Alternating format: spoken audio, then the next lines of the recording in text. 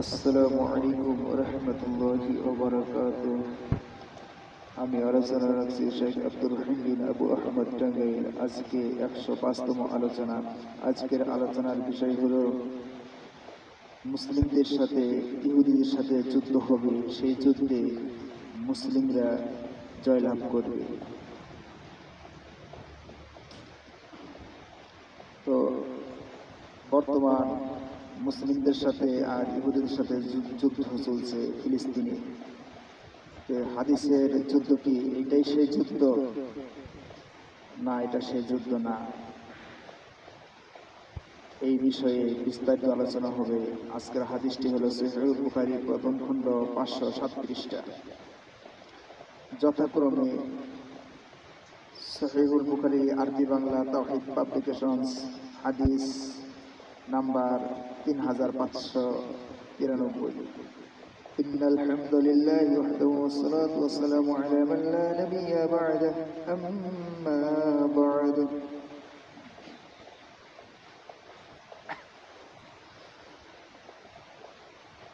হাদিস কিতাবুল মানাকিব বাবু আলামাতিন নবুওয়াতি ফিল ইসলাম।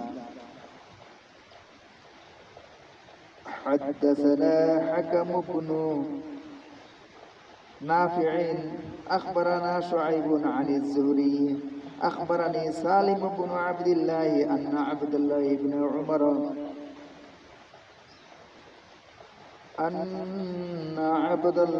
بن عمر قال سمعت رسول الله صلى الله عليه وسلم يقول تقاتلكم اليهود فتسلطوا عليهم ثم يقول الحجر يا مسلم هذا يهودي ورأني فاقتله।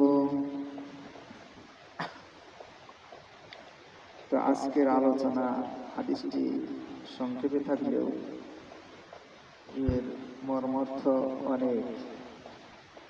তো হাজারো বছর পরে সে মুসলিমদের সাথে যে আমাদের যুদ্ধ চলছে ফিলিস্তিনে, তো হাদিসে বর্ণিত সেই যুদ্ধ কি এটা কি সেই যুদ্ধ? এটা বলার আগে কয়েকশো বছর পিছনে কিছু বলতে হবে, খেয়াল করতে হবে। তো আমাদের মুসলিমদের মধ্যে প্রধান দুই ভাগে বিভক্ত, সেটা হলো শিয়া এবং সুন্নি। এখানে কয়েক ঘন্টার আলোচনা আছে, তবে আমি কয়েক মিনিটে সংক্ষেপে আমি বলতে চাই হাদিসটা বোঝার জন্য। তো শিয়াদেরকে সুন্নিরা কাফের বলে। তো তার কারণ হলো শিয়ারা বলে যে আমরা ফাতেমা, নবী সাল্লাল্লাহু আলাইহি সাল্লামের কন্যা ফাতেমা রাদিয়াল্লাহু তাআলা আনহার বংশধর। তো আমরা ইসলামের শাসন এবং নেতৃত্ব আমাদেরই হাতেই থাকবে, এগুলো ওদের বিশ্বাস। ওদের 37টা গ্রুপ আছে, এদের এক এক গ্রুপে এক এক ভিন্ন ভিন্ন মত আছে। তো ওদের এক অংশ বলে তো জিবরাইল আলাইহিস সালামকে গালি দেয়। ওদের আরেকটা অংশ আছে, আরেকটি দল আছে, তারা নবী সাল্লাল্লাহু আলাইহি সাল্লামের স্ত্রী উম্মুল মুমিনিন আয়েশা রাদিয়াল্লাহু তাআলা আনহাকে গালি দেয়। তো আবু বকর রাদিয়াল্লাহু তাআলা আনহুকে, উমর রাদিয়াল্লাহু তাআলা আনহুকে তারা জালেম, মুনাফিক, ফাসিক এগুলা বলে। আরো অনেক সাহাবী আছে, তাদেরকে রাগারাগি করে, তাদেরকে মুশরিক, কাফের, ফাসিক বলে, মুনাফিক বলে, বিভিন্নভাবে সাহাবীদেরকে গালিগালাজ করে। অথচ কোরআন মাজিদে আছে রাদিয়াল্লাহু আনহুম, আল্লাহ তাহাদের প্রতি সন্তুষ্ট, মানে সাহাবীদের প্রতি সন্তুষ্ট। ওয়া রাযু আনহু, এবং সাহাবীরাও আল্লাহর প্রতি সন্তুষ্ট। তো সাহাবাদেরকে গালি দেওয়া যাবে না, কোনোভাবেই দেওয়া যাবে না। সাহাবাদের মধ্যে যারা পথভ্রষ্ট সেটা তো উল্লেখই আছে যে সূরা মুনাফিকুন নাজিল হওয়ার পরে প্রমাণ হয়েছে যে তারা শত শত মুনাফিক প্রমাণ হয়ে গেছে। তো যাই হোক, সেটা আলাদা বিষয়। এখন এই সুন্নিদের পক্ষ থেকে শিয়াদেরকে কাফের বলা হয়, কারণ এরা এই সহি হাদিসগুলো অমান্য করে। জান্নাতবাসী সাহাবীদেরকে তারা জাহান্নামী আখ্যা দেয়। তো 10 জন সাহাবী যে জান্নাত প্রাপ্ত, তারা তো আবু বকর, ওমর, উসমান, আলী, এই 4 জন তো আছে। এখন আবু বকর, ওমর এদেরকে মুনাফিক বলে। আল্লাহ যাদেরকে জান্নাত বাসী করছে, শিয়ারা তাদেরকে জাহান্নামী বানায়। এটা আল্লাহর বিধানের সীমা লঙ্ঘন করে। তো শিয়াদের অনেকগুলি অপরাধ আছে। আরেকটা অপরাধ আছে, এই ওরা মুতাআবিয়া, মানে ক্ষণস্থায়ী বিবাহকে ওরা সুন্নাহ মনে করে, উত্তম মনে করে। যত মুতাআবিয়া করবে অত নাকি সওয়াব, নাউজুবিল্লাহ। তো একদিনের জন্য বিবাহ, এটা সৌদি না, এটা হলে ইরানে এই শিয়াদের আছে, অনুমতি আছে। সৌদি তো সুন্নি রাষ্ট্র, সেখানে তো এগুলা নাই, এগুলা হারাম।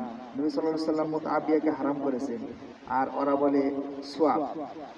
তো এই আপনার এই শিয়াদের যে প্রধান যে রাষ্ট্র ইরান, এই ইরানে মুতাআবিয়া চলে। একদিনের জন্য বিবাহ করে, আবার একদিন পরে তারা তালাক দিয়ে দেয়। আর ওখানে যে সন্তান জন্ম নেয়, এগুলো পিতা স্বীকার হয় না, সন্তানের দায়িত্ব নেয় না, যে একদিনের জন্য সন্তান দায়িত্ব তারা নেয় না। এইভাবে অবৈধ সন্তান 4 লক্ষের উপরে চলে গেছে। আর দাজ্জালের এই বাহিনী হবে, সদস্য হবে 2 জন, একটা হলো ইহুদি আর একটা হলো জারজ সন্তান। যাই হোক, এখন যে যুদ্ধ চলছে এটা কিন্তু ইরানের সাথে, শিয়াদের সাথে ইহুদিদের যুদ্ধ চলছে, সুন্নিদের সাথে কিন্তু চলে না, যুদ্ধ চলছে না। এখন কথা হলো, মূল কথা হলো যে এই শিয়া এবং সুন্নি যত এরা পরস্পর এরা আলাপ আলোচনা করে একটা মিলে আসতে পারে, একটা সমঝোতায় আসতে পারে, এই চেষ্টা যে মুসলিমরা যে করে, এই চেষ্টা যেন না করে, যেন সমঝোতায় না আসতে পারে, এরা জানি আরো বিভক্ত থাকে, এরা যেন একে অপরের যেন শত্রু ভাবাপন্ন হয়, এইরকম চেষ্টা অনেক আগে থেকে চালিয়ে যাচ্ছে ইহুদি খ্রিস্টানরা। তো শিয়া এবং সুন্নিদেরকে আরো দূরত্ব বাড়িয়ে দিয়েছে ইহুদি খ্রিস্টান। এরা এমন দূরত্ব বাড়িয়ে দিয়েছে যে এরা একে অপরকে দেখতেই পারে না। তো এই জন্য যে শিয়া সুন্নি যদি এরা কোরআন হাদিস গবেষণা করে বা আলেমরা সবাই একমত হয়ে যদি একতাবদ্ধ হয়ে যায়, তাহলে ইহুদি খ্রিস্টান মুসলিমদের গোলামি ছাড়া কোনো পথ হবে না। এটা ইহুদিরা জানে, কারণ আরব রাষ্ট্র, মধ্যপ্রাচ্য, এখানে 22টা রাষ্ট্র আছে মুসলিমদের। তো এখানে খনিজ সমৃদ্ধ, তৈল এবং স্বর্ণ, গ্যাস, জ্বালানি বিশাল বিশাল মজুদ মাটির নিচে, যেগুলো কাফের রাষ্ট্রের মধ্যে নাই। তো এগুলো সম্পদ ভোগ করার জন্য এই ইহুদি খ্রিস্টানরা একটা চাল খেলে যে শিয়া সুন্নি যেন একতাবদ্ধ না হইতে পারে। তো যাই হোক, এখন শিয়া সুন্নি যেহেতু বিভক্ত, এখানে মুসলিমরা একটু দুর্বল হয়ে গেল, আর এই দুর্বলতার সুযোগটা কাজে লাগাচ্ছে ইহুদি খ্রিস্টানরা। তারা আরব দেশে আরব শাসকদেরকে তারা এখানে 2 ভাগ করছে। যারা ইহুদি বিদ্বেষী এই তাদেরকে আলাদা করছে, এবং যারা ইহুদিদের সাথে খ্রিস্টানদের সাথে মিলা চলতে চায় তাদেরকে আলাদা করছে। যারা বর্তমান শাসক তারা ইহুদি খ্রিস্টানদের সাথে মিলা চলে, এই জন্য তারা শাসক হতে পেরেছে। আর যারা ইহুদি খ্রিস্টান বিরোধী, কোরআন সুন্নাহর আনুগত্যশীল, তাদেরকে গুম করে, হত্যা করে, জেল জরিমানা করে, তাদেরকে বিভিন্নভাবে অর্থনৈতিক ব্যবসা বাণিজ্য থেকে বঞ্চিত করে, বিভিন্ন অপরাধ তকমা দিয়ে তাদেরকে জঙ্গি, বিভিন্ন নাটক করে বিভিন্নভাবে এদেরকে দুর্বল করে রেখেছে। কারণ এরা রাষ্ট্রের প্রধান হলে ইহুদি খ্রিস্টানদের সুবিধা হবে না এই জন্য। যাই হোক, এখন ইহুদি খ্রিস্টানরা চিন্তা করলো যে এই আমরা কি করব, এই শিয়াদেরকে আগে ধরবো, কারণ এরা আমাদেরকে মানে না, এদেরকে আগে ধরবো, এদেরকে শেষ করে সুন্নিদেরকে আমরা ধরবো, তারপরে সমস্ত আরব দেশ আমরা দখল করে আমরা এই সারা বিশ্ব আরো এই খনিজ সম্পদ এই সব কিছু নিয়ন্ত্রণ করে সারা বিশ্বে আমরা একক ছত্র আধিপত্য আমরা বিস্তার লাভ করব। এটা হলো তাদের মূল স্বপ্ন, যা তাদের কার্যক্রমে বিভিন্ন আলোচনায় প্রকাশ পায়। যাই হোক, আমি মূল কথা যেটা বলতে চাই সেটা হলো সিয়াদের সাথে যে ইহুদিদের সাথে যুদ্ধ চলছে, এই যুদ্ধে কিন্তু জয় হবে না। কারণ হলো সিয়ারা হলো অনেক বিষয়ে কুফরি করে। নবী সাল্লাল্লাহু আলাইহি ওয়াসাল্লাম স্ত্রী পর্যন্ত তারা মুনাফিক বলে। তার নবী সাল্লাল্লাহু আলাইহি ওয়াসাল্লামের যে শ্বশুর আবু বকর রাদিয়াল্লাহু তাআলা আনহু, ওমর রাদিয়াল্লাহু তাআলা আনহু, এই দুজন কিন্তু শ্বশুর। এই দুইজন শ্বশুরকে তারা জাহান্নামী বা মুনাফিকি বলে। তো এইরকম সীমালঙ্ঘন, সরাসরি কুফরি, ইসলাম বিরোধী, সুন্নাহ বিরোধী, রাসূল সাল্লাল্লাহু আলাইহি ওয়াসাল্লামের সিদ্ধান্ত বিরোধী, তো এইসব লোকদের তো দ্বারা আল্লাহ তাআলা সাহায্য করবেন না, বিজয় দান করবেন না। এরা নিঃসন্দেহ বলা যায়। তো এখন এই ইহুদিরা যখন এই ইহুদি খ্রিস্টানরা একতাবদ্ধ হয়ে, যেমন ইউরোপ, এরা হলো খ্রিস্টান, এই ইউরোপ এরা এই 28টা রাষ্ট্র একতাবদ্ধ, আরো 7টা রাষ্ট্র একতাবদ্ধ হওয়ার পথে, এই 35টা রাষ্ট্র একতাবদ্ধ। তো আর আমেরিকা তো আছেই, তো ইসরায়েল তো আছে, আরো অনেক রাষ্ট্র আছে, সব একতাবদ্ধ হয়ে শুরু করছে নিধন এই শিয়াদের বিরুদ্ধে। শিয়াদের বিরুদ্ধে নিধন শুরু করছে। এখন সুন্নিরা শিয়াদের পক্ষে কথা বলছে না। এখন ইহুদি খ্রিস্টানরা আরো সুযোগ পেয়ে গেছে। এমন কঠিন পরিস্থিতির মধ্যে এখন আমরা হাদিস গবেষণা করতেছি, পরিস্থিতি কোন দিকে যায়। এখন আমরা দেখতেছি যে যখন মুসলিম সুন্নি এরা যখন শিয়াদের পাশে দাঁড়াচ্ছে না, তাদের সাহায্য করতেছে না, তো এক সময়ে ইহুদি খ্রিস্টানদের আক্রমণে এক সময়ে এই শিয়া এরা দুর্বল হয়ে পড়বে। এই শিয়াদের মধ্যে সবচেয়ে বড় ঘাঁটি হলো ইরান, তারপরে এখানে ইয়ামেনে আছে হুতি, এরাও শিয়া অনুসারী, তারপরে লেবানন রাষ্ট্রে হিজবুল্লাহ আছে, এরাও শিয়া অনুসারী, তারপরে আপনার এই সিরিয়াতে তো বাশার আল আসাদ, উনি তো উৎখাত হয়ে গেছে, উনিও শিয়া অনুসারী ছিলেন। তারপরে ফিলিস্তিনে হামাস, এরাও অধিকাংশ শিয়া অনুসারী। এখন এদের সাহায্যে সুন্নিরা আসতেছে না, এরা একতাবদ্ধ যাও হবে, কিন্তু ইহুদি খ্রিস্টানদের চক্রান্তে এটা সম্ভব হচ্ছে না। তো এখন ইহুদিদের প্ল্যান পুরাপুরি শুরু হয়ে গিয়েছে। এখন এই শিয়াদেরকে শেষ করে দিবে, তারপরে সুন্নিদেরকে শেষ করে দিবে, তারপরে শেষ করা মানে যে তাদের ক্ষমতা লাগবে। ইহুদি খ্রিস্টানদের কথা হলো ক্ষমতা লাগবে, আর মুসলিমরা আমাদের গোলামি করবে, আমাদের হুকুমে চলবে, কর্তৃত্ব থাকবে আমাদের, মুসলিমরা করবে গোলামি। এই শর্ত না মানলেই তাদেরকে শেষ করা হবে। এই মিশনে তারা নেমেছে। এই জন্য আমাদের আজকে যে হাদিসটার সেটা উদ্দেশ্য হলো সুন্নি যখন এই শিয়াদেরকে যখন শেষ করে দিবে, দুর্বল হয়ে পড়বে, তারা এই রাষ্ট্রীয় ক্ষমতা থেকে তারা যখন বাধ্য হয়ে চলে যাবে, রাষ্ট্র ক্ষমতা থেকে বঞ্চিত হয়ে যাবে, তখন সুন্নি যারা আছে, যারা তাকওয়া পরহেজগার, ইহুদি খ্রিস্টানদের বিরোধী, তাদের সাথে তারা হত্যাযজ্ঞ চালাবে। কারণ শিয়া তো শেষ। কিন্তু হাদিস আছে, নবী সাল্লাল্লাহু আলাইহি ওয়াসাল্লাম বলেছেন যে একমাত্র সবচেয়ে ভয়ঙ্কর শত্রু হলো ইহুদি মুসলিমদের জন্য, কোরআন মাজিদেও আছে।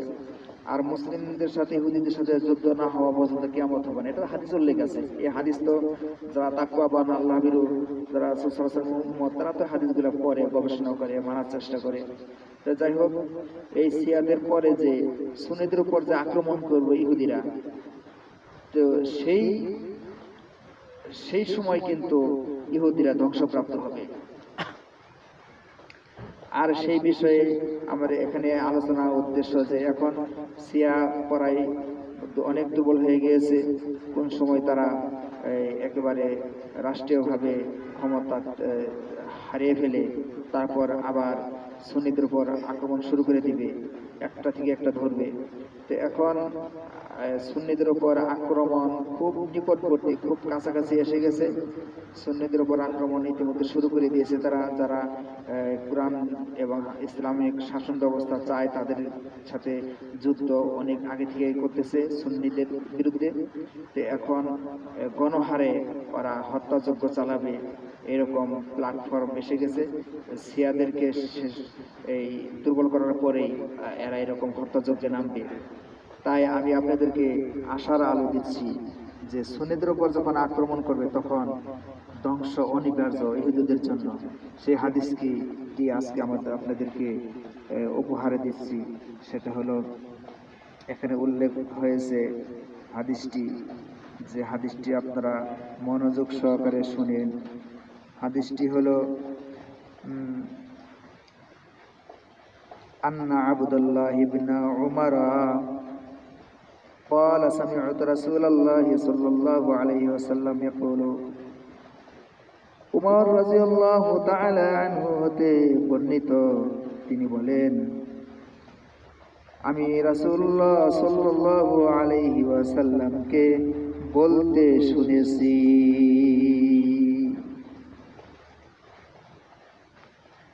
ইয়াকুলু তুকাতিলুকুমুল ইয়াহুদ,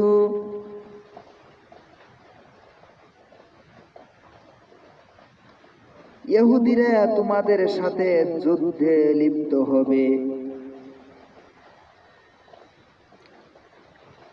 ফাতুসাল্লাতু আলাইহিম, তখন জয় লাভ করবে তোমরাই। সুম্মা ইয়াকুলুল হাজারু, স্বয়ং পাথর বলবে, ইয়া মুসলিমু, হে মুসলিম, হাযাল ইয়াহুদু ওয়ারাই, এই যে ইহুদি আমার পিছনে লুকিয়ে আছে, ফাকতুলহু, একে হত্যা করো। দেখেন, ইহুদিরা এমন ভাবে তারা ধ্বংসপ্রাপ্ত হবে। হিটলার তো ৬০ লক্ষ ইহুদি হত্যা করে ২ লক্ষ রেখে দিয়েছিল, তো বিশ্ববাসী জানুক ইহুদিরা কত খারাপ বোঝার জন্য। কিন্তু এই যে সুন্নিদের সাথে যে যুদ্ধ হবে, এই ২-৪ লক্ষ রাখার কোনো কথা না। এখানে ইহুদিদেরকে খুঁজে খুঁজে সুন্নিরা হত্যা করবে, মুসলিমরা হত্যা করবে, খুঁজে খুঁজে বের করে হত্যা করবে। যখন বিশাল বিশাল বড় বড় পাথরের আড়ালে পালাবে, তখন পাথর কি বলবে?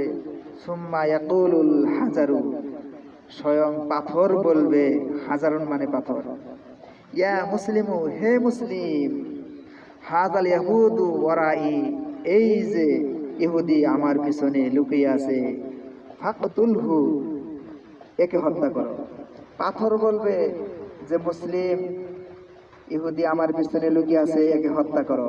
পাথর পর্যন্ত বলে দিবে, গাছগাছরা বলে দিবে, তাদের আড়ালে কোথাও পলানোর জায়গা তারা পাবে না। তো যাই হোক, এটা আমাদের জন্য খুবই একটা আত্মবিশ্বাস সৃষ্টি হয়, মনে প্রশান্তি জাগে। এমনকি আমরা আমাদের মাধ্যমে যে এই নিকৃষ্ট পাপী জালেমদেরকে যে ধ্বংস করা হবে, আমাদেরকে জয়লাভ করে দেওয়া হবে, এটা আমাদের জন্য খুবই শান্তিময় একটা আমাদের জন্য সংবাদ, ভবিষ্যৎ সংবাদ। এখানে বলা হয়েছে যে ফাতুসাল্লাতু আলাইহিম, যে ইহুদিরা যে যুদ্ধে লিপ্ত হবে তোমাদের বিরুদ্ধে, ফাতুসাল্লাতু আলাইহিম, তখন জয় লাভ করবে তোমরাই জয় লাভ করবে। যেহেতু আমরা যে জয়লাভ করব, নবী সাল্লাল্লাহু আলাইহি সাল্লাম আমাদেরকে আগেই জানিয়ে দিয়েছে যে তোমরা জয়লাভ করবে। তাহলে আমাদের জন্য কত বিশাল শান্তি এবং আমাদের জন্য আত্মবিশ্বাস যে কতটুকু আমাদের হয়ে যায় যে আমরা জয়লাভ করব, বিজয় আমাদেরই হবে। আমরা যুদ্ধের আগেই জানলাম যে আমাদের বিজয় হবে। এরা আমাদের জন্য নবী সাল্লাল্লাহু আলাইহি সাল্লাম কত বড় উপকার করলেন, কত বড় আমাদের জন্য বিশাল একটা চাওয়া পাওয়া। যাই হোক, ইহুদিদের বিরুদ্ধে আমরা জয়লাভ করব এটা নিশ্চিত আমরা জানলাম। তো জয় এমনি এমনি হবে না, যুদ্ধ হবে, যুদ্ধের মাধ্যমে হবে। আর যুদ্ধের জন্য প্রস্তুতি এবং যুদ্ধের জন্য সেই অভিজ্ঞতা অর্জন করতে হবে। শুধু হাদিস থেকে হাদিস পড়ে বসে থাকলে হবে না, এটা অর্জনের আমাদের অনেক অনেক রকমের কষ্ট স্বীকার করতে হবে। যাই হোক, ইয়ার পরে আলোচনা আসছি ইনশাল্লাহ আরো যুদ্ধের বিষয়ে আরেকটি আলোচনা আছে। এই বলে আমি শেষ করছি। সুবহানাকাল্লাহুম্মা ওয়া বিহামদিকা আশহাদু আল্লা ইলাহা ইল্লা আনতা আস্তাগফিরুকা ওয়া আতুবু ইলাইক। আসসালামু আলাইকুম ওয়া রাহমাতুল্লাহি ওয়া বারাকাতুহু। আসসালামু আলাইকুম ওয়া রাহমাতুল্লাহ।